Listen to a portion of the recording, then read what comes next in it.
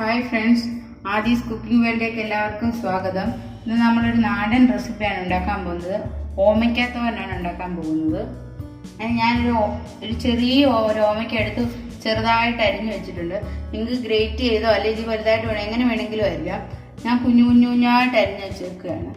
നമുക്കിതൊന്ന് കടുക് വറുത്തടുപ്പയിലേക്ക് ഇടാം. ഇതിലേക്ക് നമുക്ക് 1 ടേബിൾ സ്പൂൺ വെളിച്ചെണ്ണ ഒഴിച്ചു കൊടുക്കാം.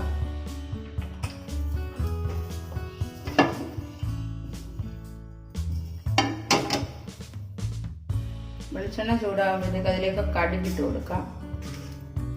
1/4 ടീസ്പൂൺ കടുക് മതി.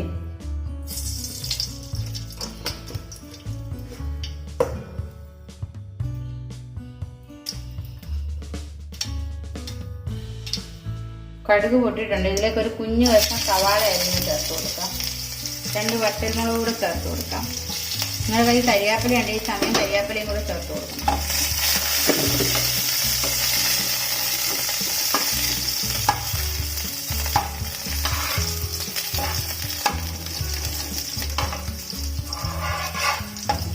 സവാള മൂത്ത് വന്നിട്ടുണ്ട്. ഇനി ഇതിലേക്ക് നമുക്ക് അരിഞ്ഞു വെച്ചേക്കുന്ന ഓമയ്ക്ക ചേർത്ത് കൊടുക്കാം. ഇതിനകത്ത് വെള്ളമൊന്നും ചേർക്കരുത്. ഇതിനകത്ത് ഓമയ്ക്കകത്ത് ഒരുപാട് വെള്ളമുണ്ട്, അതുകൊണ്ട് വെള്ളമൊന്നും ചേർത്ത് കൊടുക്കരുത്. ഇതിലേക്ക് ആവശ്യത്തിനുള്ള ഉപ്പും കൂടെ ചേർത്ത് കൊടുക്കാം.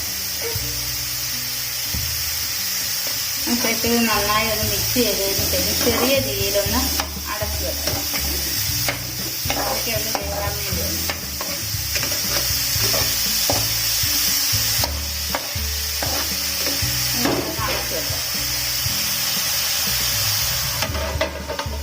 ഇതിലേക്ക് ഞാൻ കുറച്ച് തേങ്ങ എടുത്തിട്ടുണ്ട്.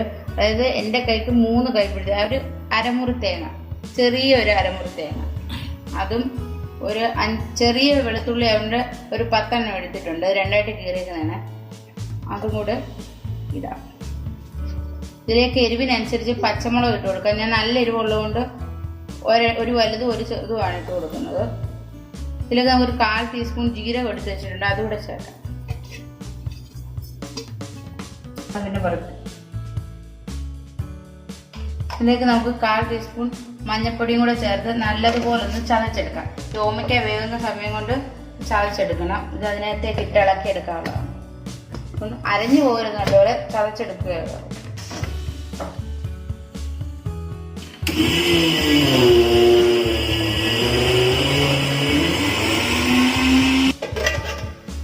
നമ്മൾ അടച്ചു വെച്ചിട്ട് 2-3 മിനിറ്റായി. നമുക്കിതൊന്ന് ഇളക്കി കൊടുക്കാം.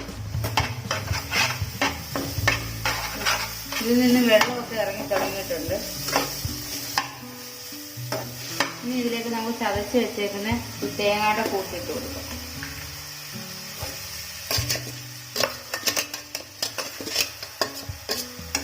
വെള്ളം ഒട്ടും ചേർക്കരുത്. വെള്ളം ചേർത്താൽ കുഴഞ്ഞു പോകും. കുഴഞ്ഞു വേണമെന്നുള്ളവർക്ക് മാത്രം വെള്ളം ചേർക്കാവൂ.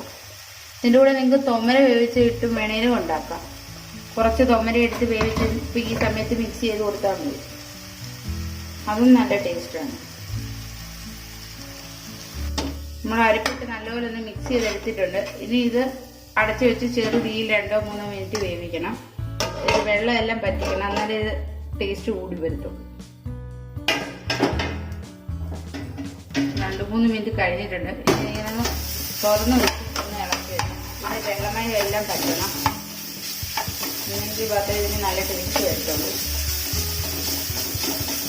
നമ്മൾ തൊമര വേവിക്കാതായി ഇടുന്നെങ്കിൽ കുറച്ച് വെള്ളം ഒഴിച്ച് കുറേ നേരം വെക്കണം. അഥവാ വേവിച്ചതായി ഇടുന്നെങ്കിൽ പെട്ടെന്ന് വെന്ത് കിട്ടും. ഈ സമയത്ത് ഇതിൻ്റെ ഉപ്പ് നോക്കണം. ഉപ്പ് പോരാക്കി ഈ സമയത്ത് ചേർത്ത് കൊടുക്കണം. എനിക്ക് ഉപ്പെല്ലാം കറക്റ്റാണ്. ഇങ്ങനെ 2 മിനിറ്റ് ഇങ്ങനെ തുറന്ന് വെച്ച് വെള്ളം വെച്ചിട്ട് 2-3 മിനിറ്റ് തുറന്നിട്ട് നല്ലപോലെ ഇളക്കി എടുത്തിട്ടുണ്ട്. നമ്മുടെ തോരൻ ഇവിടെ റെഡി ആയിട്ടുണ്ട്. ഇങ്ങനെ തീ ഓഫ് ചെയ്ത് കൊടുക്കുകയാണ്. നിങ്ങളുടെ കറിവേപ്പില ഉണ്ടെങ്കിൽ കുറച്ച് കറിവേപ്പിലയും കൂടി ഈ സമയത്ത് ഇട്ട് കൊടുക്കാം. നമുക്ക് ഇതിന് സർവിംഗ് പ്ലേറ്റിലേക്ക് മാറ്റാം.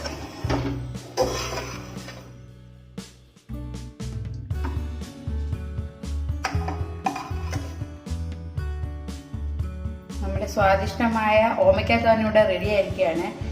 ഷുഗറിനും പ്രഷറിനും കൊളസ്ട്രോളിനും ഒക്കെ നല്ലതാണ്. ഇപ്പോൾ കോമൺ ആയിട്ട് കണ്ടുവരുന്നതാണ് രക്തത്തിൽ യൂറിക് ആസിഡിന്റെ അളവ് കൂടുക. അതിന് ഏറ്റവും നല്ല സാധനമാണ് ഓമയ്ക്ക. നിങ്ങൾക്കിത് പച്ചയ്ക്ക് കഴിക്കാൻ ബുദ്ധിമുട്ടുള്ളവർക്ക് ഇങ്ങനെ തോരനാക്കി കഴിക്കുന്നതാണ് നല്ലത്. അപ്പൊ എല്ലാവരും നാട്ടുമ്പുറങ്ങളിൽ ഇഷ്ടംപോലെ ഓമയ്ക്ക കിട്ടുന്ന സമയമാണ്. എല്ലാവരും ഇതൊന്ന് ഉണ്ടാക്കി നോക്കുക, ട്രൈ ചെയ്ത് നോക്കി. ഇഷ്ടപ്പെട്ടുവെങ്കിൽ കമന്റുകൾ അറിയിക്കുക. കൂട്ടുകാർക്കായി ഈ ചാനൽ ഷെയർ ചെയ്ത് കൊടുക്കുക, സബ്സ്ക്രൈബ് ചെയ്യുക, ലൈക്ക് ചെയ്യുക. വീണ്ടും നല്ലൊരു വീഡിയോയുമായി വരാം. Tata, bye bye.